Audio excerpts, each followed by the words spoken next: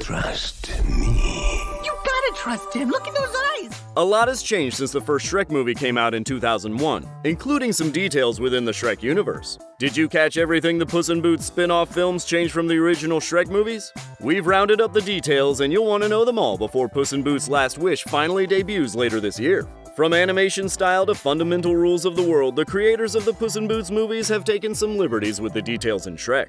Number 1. You're not just seeing things.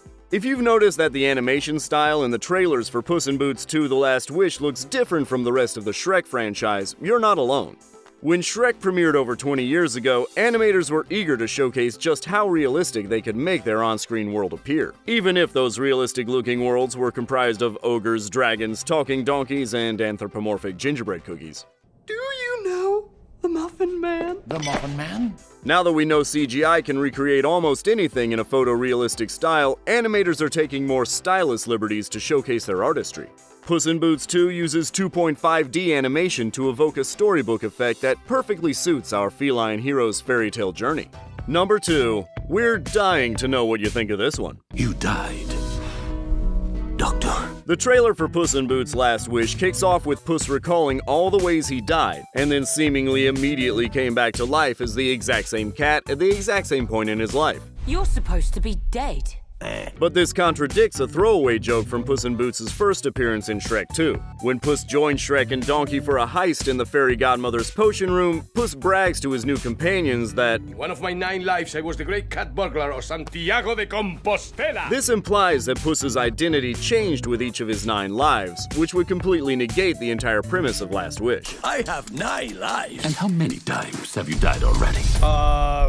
Number 3. Who's afraid of which big bad wolf? Fans of the original Shrek franchise will remember the big bad wolf still dressed as Red Riding Hood's grandmother who's just looking for a place to take a nap.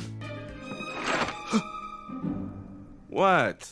Like many of the other Shrek characters, this portrayal, voiced by Aaron Warner, flips our expectations of the classics on their head. But it looks like Puss in Boots creators wanted to take the furry villain in a different direction for Last Wish, because this big bad wolf bounty hunter looks like he wouldn't be caught dead in a nightgown. Lives flashing before your eyes? He's also voiced by a new actor, Wagner Moura, so this definitely seems like a big change from the Shrek movies.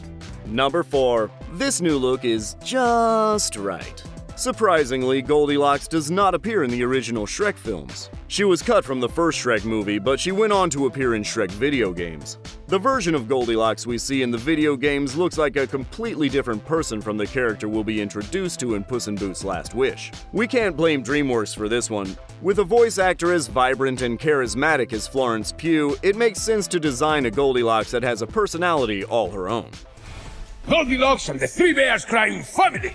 Number 5. Things are getting dark.